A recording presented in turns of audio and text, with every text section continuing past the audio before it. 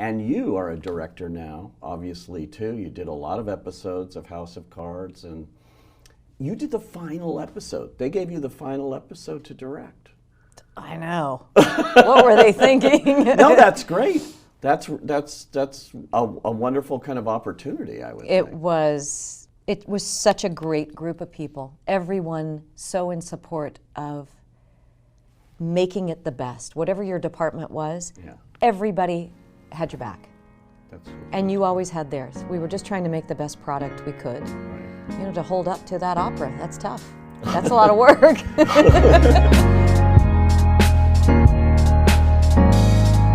They are trying to strip me of my constitutional power as your commander-in-chief. Now, the lower court ruled in my favor, but now they've taken this case all the way to the Supreme Court. And they want my finger off the nuclear button. And I have to ask, why do you think that is?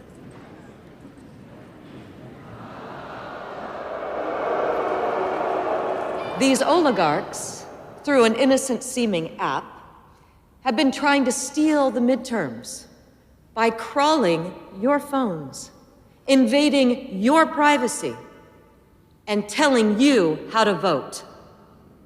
Now, are you going to let them get away with it? We need to tell them to wake up. Say it with me, Lebanon, Kansas. It is time for Congress to wake up! And it's time for the Supreme Court to wake up! I'm so sad because House of Cards is now history, as it were. There's no more, because I love watching, boy, you know, talk about twists and turns in a show.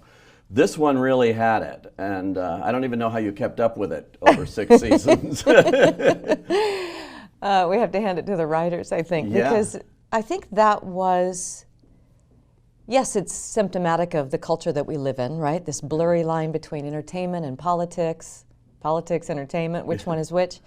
And having those opposing objectives that are constantly existing in the plot line with these two characters. Are they venal? Are they good? Are they both? Can you be both? The dramatics in that are so heightened that it's opera, it's Shakespeare.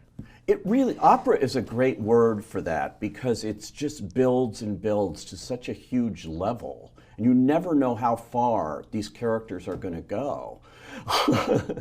I know. And funny, the last season, we were getting trumped by Trump because he kept doing the things that we had already shot. I know. We thought we were one-upping him, but actually, anyway. That must be difficult doing a show like that, though, when you have somebody like Trump coming in all of a sudden, and suddenly you're doing a documentary. Right? It's a retrospective about Washington. About Washington. Because we're shooting a year before it's released. Right. So all of the events, the happenings, actually took place. 6 months after we filmed. That's crazy. And it's our administration that we're talking about, right? This is our country. This is it, and we haven't seen the end of that yet. No, we have not. So who knows where that's going to go? Maybe we need your writers to help us out here.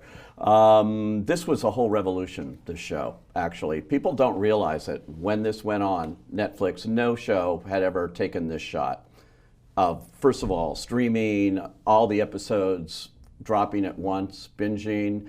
Everything about it was new. And of course David Fincher was behind it, so I'm not going to ask that question, why did you want to do it? David Fincher's a genius. But why did you want to play this character, though? Well, he said to me, you realize that we're going to be a part of a revolution in this medium that we work in. Right. How people view material. How do we share a story? And how do you receive it? Will be unlike any other platform we've ever seen. And I said, well, that's interesting. And he's so sharp, he's so bright.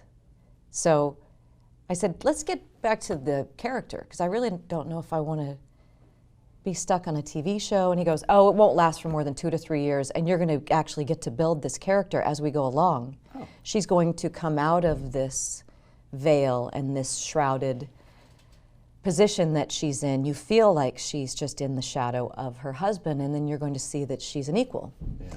And they are going to be forces to be reckoned with. And I said, well, that's great if we get to develop, and it's only 2 to 3 years, cut to 6 years later. I know. Yeah. But you almost were going to end at 5 with all the Kevin Spacey stuff that happened, and that's a monumental event when a series is going on, and they've already prepared all the scripts and things, and suddenly he's out. Everyone knows that story, but you fought to keep it going another year, right? Yeah, I mean, we all did. Yeah. You know, the fans wanted to see a proper closure, and the story was already in motion for it to be Claire's turn. Yeah, you were going to be president. Yeah, and so just, you know, it was just juxtapositioning and how do we figure out structure. Yeah. And she was going to be up against a lot of enemies and alternate forces no matter what. No matter what happens. Well, wasn't it prophetic, though, at the end of season 5 that the last 2 words you say are, my turn? And it really was. And how many ways that could have been her turn. Yeah, yeah. So kudos to them, because they were rewriting and writing and pontificating and ruminating every day, because also how our politics were working at the time. Right, yeah, yeah. What was it like being president? I always wanted to ask somebody that question. I know, right? Gosh, I don't know. I don't know what that must be like. Yeah, right? I mean... The exhaustion. More than that, what's interesting, even being on this show, what made me think, in answer to that question, what was it like being a president? How much scrutiny you're up against.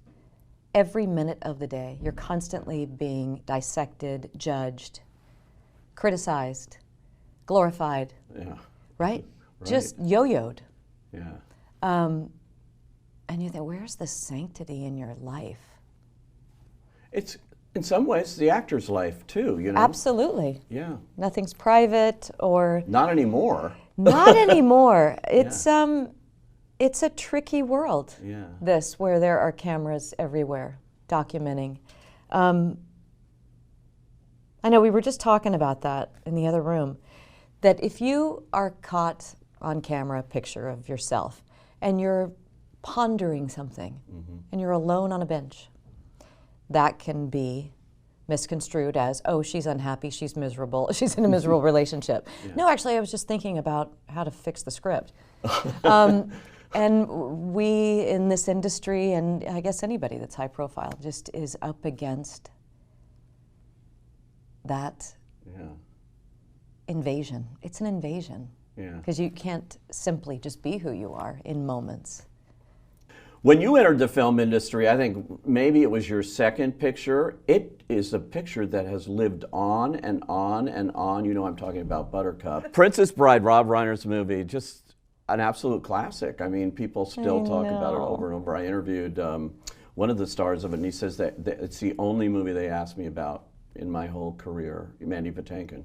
You know, over and over and over, they want to know about that movie. It is a classic. Yeah, did you know that when you were making it? Nope. Rob did. Yeah, I think, you know, but he and William Goldman were really good friends. And he kept reminding us, do you realize who wrote this? Yeah. For us. And I was so young, naive. Yeah. Yeah. And it took years to finally witness, wow, this is iconic. Yeah. I mean, it really, you know, it's one of those movies, you know, movies come and go so fast these days, and it's everything. It's so nice to see one that, you know, lives on in people's hearts. You know, you did something in that, and people have wanted to see that, a sequel or anything again. And they kind of, they were teasing at the idea for a while. Yeah. Of doing a sequel. or just doing Wesley and Buttercup grown up. And I was like, Which would be fantastic. don't ruin it. They were so young and cute back then. Oh, you won't do it? I was just going to say, let's get this Could thing you going. imagine? What would that be? Goodness. That would be fun. Them living in this world today, what we were just talking about, in the social media world. I know. You've been doing a lot of iconic kind of roles. I mean, Wonder Woman. You're in the new one, too. Wonder Woman Yes. 1984 as well, right? That's a great character. Great. Yeah, a real warrior. So much fun. Yeah. What was that like, shooting that? Well, Patty Jenkins is such a live wire. It's just, she is very specific. Yeah. And she's an animal. She's an animal. She really is a go-getter and loves beautiful story. Yeah. Because it is both. You know, I know it's an action hero film, but there's beautiful heart in it. And it is about the justice of the heart, Yeah. which is what we seem to be losing today Oh, yeah. Yeah. a little bit with. And to be able to teach young kids that message as that character. Yeah. So it's not just about empowering these girls and standing up to it's educating the young boys too. Yeah. That this is the new world that you're going to grow up in.